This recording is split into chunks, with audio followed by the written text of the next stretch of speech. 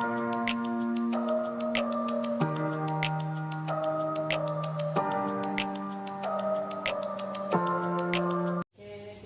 Bu atas waktunya. Jadi Bu, kedatangan saya ini untuk menggali informasi mengenai identifikasi masalah yang telah saya ambil untuk sekolah kita. Nah, sebelumnya saya sebutkan dulu untuk masalah yang diidentifikasi itu. Yang pertama, kurangnya minat belajar siswa di kelas pada pembelajaran PJOK, yakni materi penerapan budaya hidup sehat, upaya menjaga kebersihan lingkungan. Kemudian yang kedua, kurang maksimal dalam penggunaan atau pemanfaatan teknologi dalam pembelajaran. Jadi ada dua masalah ini yang saya dapati selama ini kurang lebih setahun lebih kan, itu nggak salah saya. Nah, jadi itu yang saya hadapi pada saat pembelajaran PJOK ini. Nah, langsung saja Bu ya. Jadi yang ingin saya tanyakan ini ada beberapa hal yang sudah saya rangkum dari kedua permasalahan tersebut. Nah, di antaranya yang pertama, menurut pandangan Ibu tuh bagaimana sih mengenai penerapan budaya hidup sehat yang ada di dalam materi PJOK itu? Terima kasih sebelumnya. Jadi selama saya bertugas di SDN 3 Perembayan mengenai penerapan budaya hidup sehat di pelajaran PJOK itu sangat baik sekali, di mana memang sekolah selama beberapa tahun ini memang kami sudah membuat program di mana pada setiap hari Jumat kami pihak sekolah, semua warga sekolah, kami mengadakan bersih lingkungan, di mana kami sebut dengan Darling. Jadi memang kesehatan itu memang sangat penting. Selain itu juga kalau udah sehat, otomatis kita belajar pun jadi enak. Jadi memang kesehatan sangat penting sekali. Di sini juga program ini sangat didukung oleh semua warga sekolah yang ada di sekolah kami. Iya. Jadi istilahnya untuk materi penerapan budaya ini sangat tepat sekali gitu ya? Sangat tepat sekali Bu, apalagi yang berhubungan dengan kebersihan. Jadi, nah di dalam pembelajaran PJOK Bu, biasanya di dalamnya itu memang ada penerapan budaya hidup sehat. Akan tetapi pada saat saya menyampaikan materi itu tuh, nah anak-anak tuh istilahnya tidak terlalu berminat. Nah, jadi dalam hal ini ya jadinya saya tuh koreksi diri juga ya. Oh, ternyata mungkin tak menarik kali ya. Nah, kalau menurut Ibu nih bagaimana sih biar menarik misalnya tuh pembelajarannya, supaya anak-anak tuh oke lah, ikutlah nih penerapannya nih dalam kelas nih gitu kan. Kami juga kemarin sempat waktu 1 tahun yang lalu bersama dengan Dewan Guru untuk menumbuhkan kebersihan pada siswa. Kemarin kami mengadakan lomba kebersihan kelas masing-masing. Kami berprogram, jadi kelas yang bersih nanti akan kita kasih reward atau akan kita kasih hadiah semacam itu. Jadi anak-anak sangat semangat sekali untuk melakukan pembersihan, terutama kelas masing-masing. Jadi mereka termotivasi untuk melakukan kebersihan. Berarti melibatkan semua siswa yang ada di sekolah. Ternyata antusias siswa itu sangat baik. Dengan kita adakan lomba kebersihan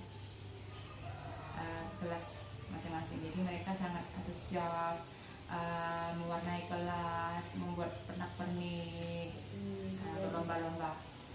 Berarti langsung ke implementasinya, langsung praktek kebiasaan lagi ya. Jadi berkaitan dengan pelajaran lagi nih Bu ya, kalau kurang maksimal dalam penggunaan pemanfaatan teknologi ini kan saya memiliki beberapa pertanyaan nih.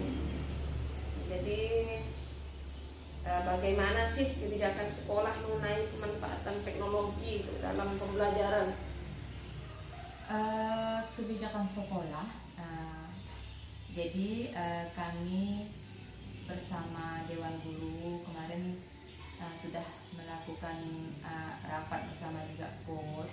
Jadi di dalam anggaran BOS kami sudah memang mengalokasikan untuk pemenuhan kebutuhan berupa alat TIK, di mana kami membeli laptop, infocus agar bisa mendukung proses pembelajaran.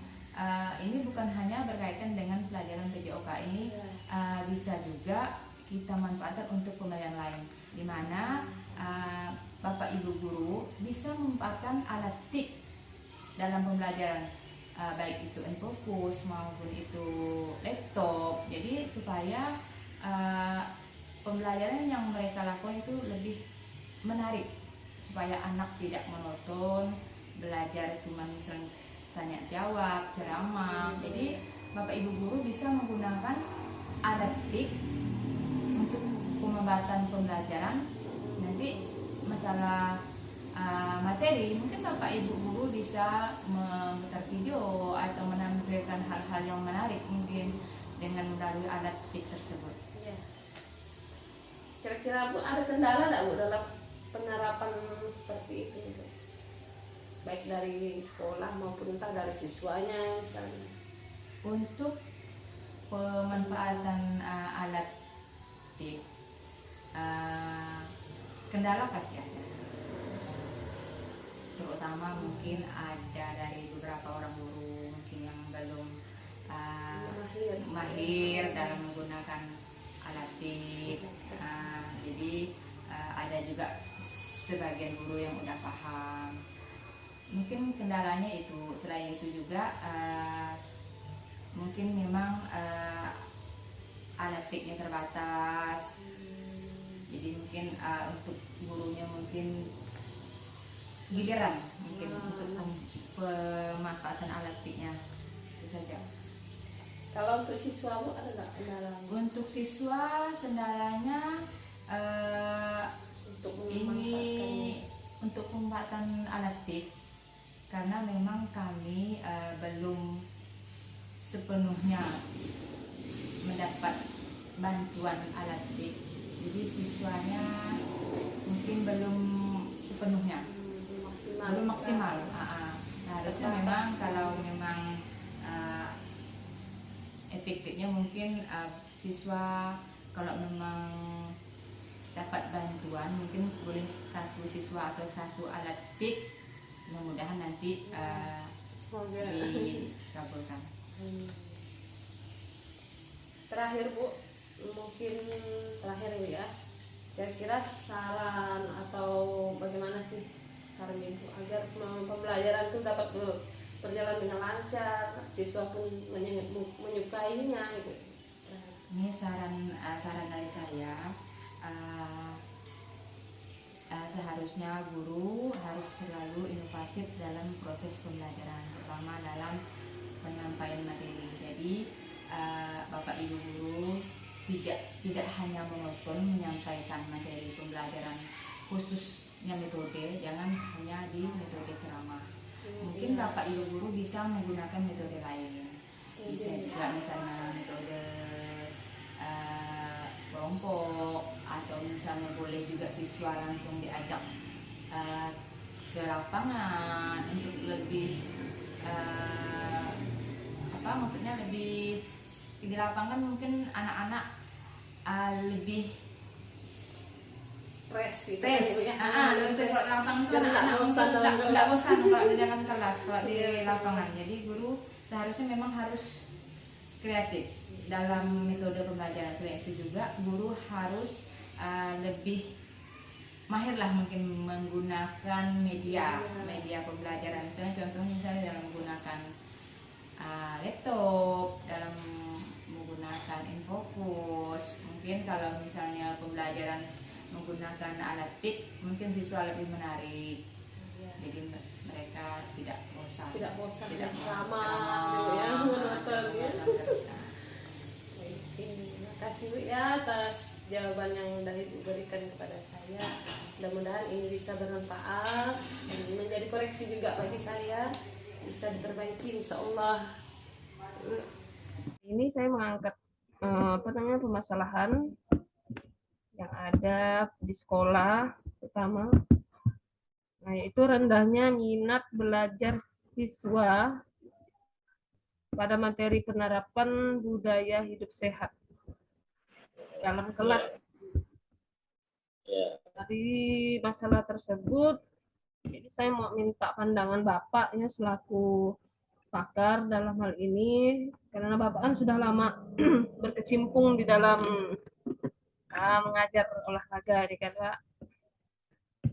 Nah, jadi biasanya pada saat kita ngajar tuh kan anak-anak tuh kan kadang ada yang semangat, ada yang tidak semangat, dan tentunya pada saat di dalam kelas terutama tuh anak-anak tuh cenderung kurang semangat gitu Pak.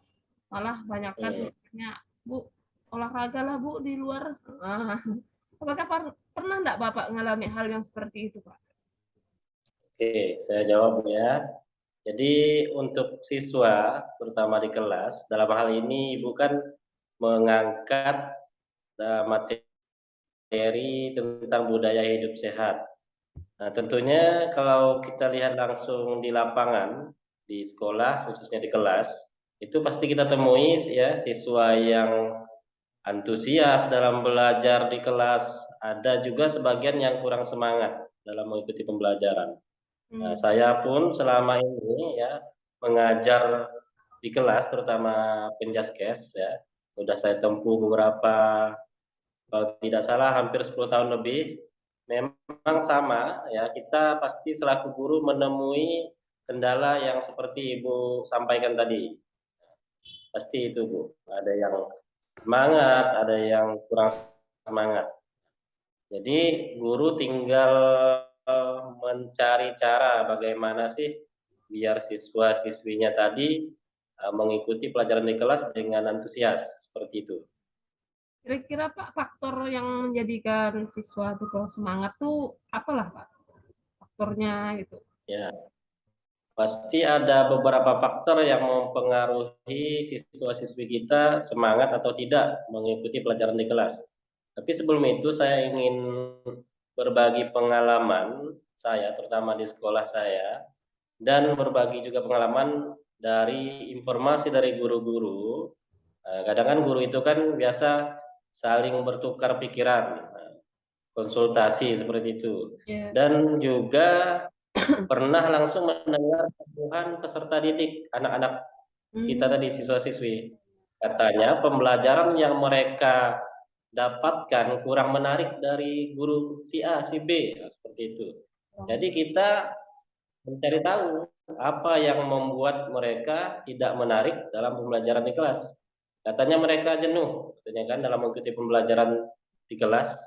Kalau olahraga tuh senangnya di lapangan, nah, kan seperti itu.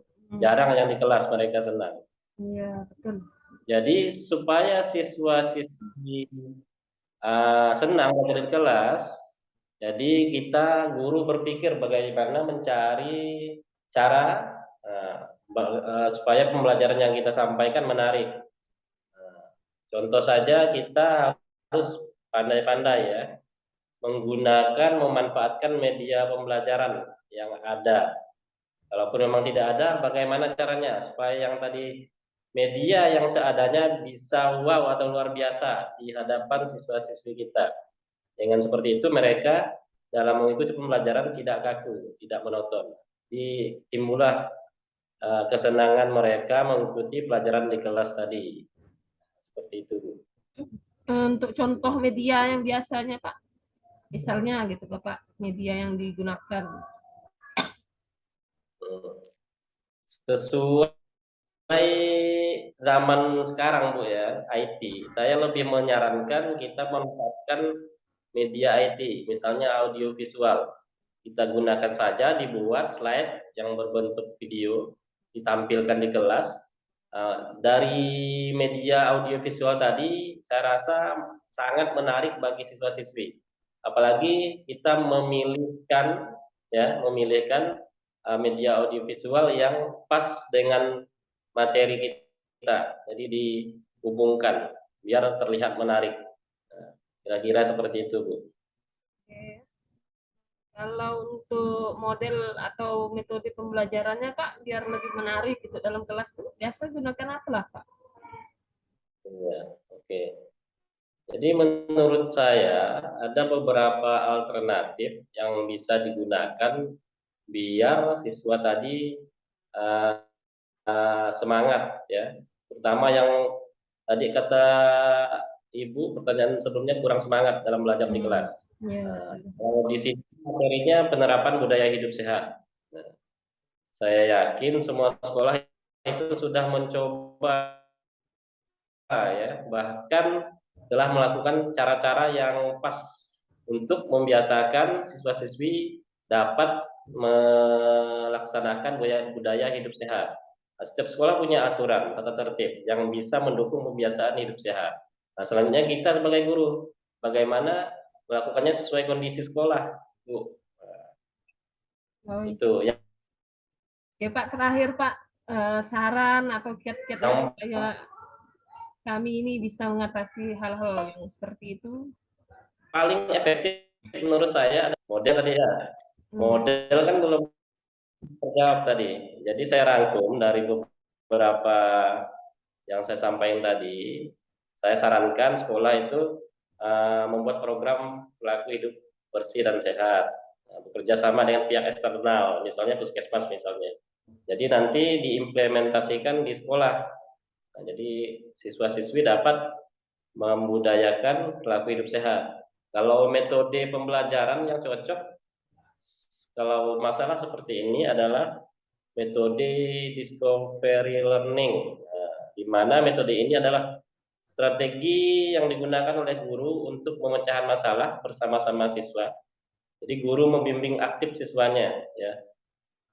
Jadi dengan metode ini, saya rasa metode pembelajaran yang paling intensif lah untuk masalah seperti yang kita bahas ini. Nah, untuk saran, jadi saran untuk guru biar tercapai kemauan tadi siswa-siswinya dalam belajar tidak jenuh, biar siswa-siswi belajar semangat. Jadi kita selalu mengupdate kompetensi kita selaku guru. Jadi pandai berinovasi lah kita sebagai guru. Bagaimana sih menyampaikan pembelajaran ke siswa-siswi agar terlihat kreatif? Nah, seperti itu. Tujuannya ujung-ujungnya supaya siswa kita senang dan bersemangat dalam belajar di kelas. Nah, jadi sikap siswa pun baik, jadi ujungnya nanti prestasi siswa dampaknya seperti itu. Untuk yang paling pas ya manusiawinya, saran saya karena kita sama-sama guru, jadi garis besarnya adalah guru itu harus sabar seperti itu. Sabar. Saya ini mau menyampaikan beberapa pertanyaan karena dalam hal ini yang membagi informasi kan mengenai identifikasi masalah yang saya hadapi dalam kelas, yaitu misalnya di dalam pembelajaran itu siswa masih kurang semangat dalam mempelajari pelajaran PJOK yang teori, misalnya budaya hidup sehat. Apakah Bapak pernah mengalami hal-hal yang seperti itu? Ini bukan pernah lagi, sering dialami, terutama untuk yang kelas-kelas rendah itu, untuk belajar tentang budaya hidup sehat itu rata-rata agak susah untuk menjelaskan dan melaksanakannya. Terutama kita klasifikasi lagi untuk kelas rendah itu kelas 1, 2, dan 3. Jadi kalau di sekolah Bapak atau di kelas Bapak tuh faktornya tuh kira-kira apa tuh faktor yang menyebabkan siswa jadi kurang minat atau kurang semangat? Kalau faktornya sendiri itu banyak loh. Kalau untuk masalah yang tidak berminat dari siswa sendiri tentang budaya hidup sehat ini banyak sekali. Salah satunya itu sarana dan prasarana, dukungan dari orang tua, terus dari lingkungan sekolah juga. Cuman untuk di sekolah sendiri yang membuat siswa kurang berminat itu terutama awal-awalnya itu sangat membosankan. Pertama sangat membosankan dalam artian seperti ini, sangat membosankan karena apa yang akan disampaikan itu saja awalnya. Jadi mereka menerima dengan ya dong atau bebas lah pokoknya menerimanya itu tanpa ada hal-hal yang aneh. Nah dari sinilah permasalahan yang lain pun juga mulai muncul dari kebiasaan yang kurang enak. Melihat praktik-praktik tentang contoh-contoh untuk kebiasaan hidup sehat itu berlanjutlah sampai dengan apa ya,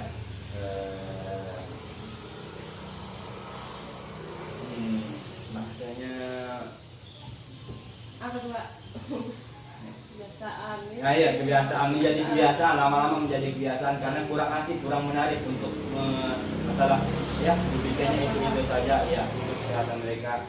Salah satunya seperti itu, menjadi kebiasaan karena kurang menarik. Jadi Yang kalau banyak lagi contoh-contoh yang untuk lain. cara Bapak mengatasinya itu gimana Pak? Ya saya secara pribadi dalam masalah ini pertama kita berkonsultasi dulu dengan rekan-rekan sejawat. Ya sama yang seperti Ibu lakukan untuk menghadapi masalah-masalah seperti ini, apa yang pernah dilakukan rekan-rekan sejawat mengatasi ini ya. Salah satu cara yang saya ambil itu ialah mempersiapkan pembelajaran yang inovatif, agak sedikit inovatif dengan menampilkan contoh-contoh yang agak menarik seperti audio visual. Saya membuat contoh untuk mencuci tangan menggunakan ember yang dibolongi. Itu kalau untuk cuci tangan itu ember yang saya bolongi ya, ataupun can dirjen isi air, dibolongi, diisi air, dan saya suruh siswa satu persatu untuk mempraktikkan apa yang telah saya sampaikan materi sebelumnya Bu. Nah itu salah satunya untuk kalau misalkan untuk kebersihan hidup sehat sendiri ya, selain tadi yang cuci tangan ya kan rutin juga kita periksa Bu, potong kukunya ya secara rutin. Ada tindak lanjutnya, potong kukunya, apakah rambutnya yang panjang, pakai yang bersih atau enggak, rapi atau tidak. Nah itu tindak lanjutnya untuk tahap yang selanjutnya. Kalau untuk model atau strategi pembelajarannya misalnya Pak, metodenya dalam kelas tuh sampaikan. Nah, kalau untuk model pembelajarnya dalam kelas sendiri, pertama ya kita akan dapat sampaikan metodenya secara ceramah, lalu apa-apa yang akan kita sampaikan metode pembelajarannya supaya mereka juga harus paham dasar dari apa yang akan mereka lakukan. Setelah kita sampaikan metode pembelajaran secara komando, komando dalam artian ya Ibu pun tahu kan, kita didik dulu, kita sampaikan semuanya apa yang diperlukan, mulai dari bahan untuk mencuci tangan, peralatannya seperti air, sabun dan lain sebagainya, persiapannya mereka harus tahu dulu. Kayak air itu untuk apa, sabun itu untuk apa. Nah, terus setelah kita itu kan kita laksanakan kegiatan praktiknya, kita langsung di lapangan, kita satu persatu apa yang materi telah disampaikan diserap baik atau tidak, kita langsung praktik ke lapangan. Nah, sampai mereka mengerti apa yang telah kita sampaikan, mereka praktikkan secara pribadi maupun bersama teman-teman dan secara berkelompok. Dan kegiatan itu akan kita ulangi lagi dalam 1 minggu itu 2 kali atau 3 kali pertemuan setiap pagi kita laksanakan secara berkelompok. Ini dibiasakan. Dibiasakan Bu. Kalau tidak dibiasakan itu ya Biasakan. namanya juga anak-anak kan, kalau nggak ada yang membiasakan itu dia akan hilang dengan sendirinya, nggak ada untuk dicontohkan. Oke, terakhir Pak, Ya. apalah Pak sarannya misal atau masukannya itu dalam Ya, masukan sih Ibu tergantung situasi dan kondisi kita pula. Ya, misal sering berkonsultasi dengan rekan sejawat, dengan kepala sekolah apabila misalkan sarana dan prasarana pendukung tidak ada, ya dikonsultasikan di mana baiknya gunakan seadanya. Kalau tidak ada ember, gunakan dirjen atau tempat cat. Dimodifikasi peralatannya dan gunakan biaya. Kalaupun misalkan biayanya terlalu besar atau terlalu kecil, bisa menggunakan biaya sendiri. Dengan itu atau menggunakan siswa juga bisa Bu. Ya, siswanya disuruh apabila ada peralatan-peralatan bekas lah yang bisa dimanfaatkan dibawa ke sekolah untuk dijadikan bahan untuk praktek. Memanfaatkan yang berulang. Daur ulang, manfaatkan daur ulang. Nggak harus beli baru lah pokoknya seperti itu. Ya Kak, kasih Kak. Oh iya Bu, sama-sama Bu. Mudah-mudahan sukses. Audio Jungle.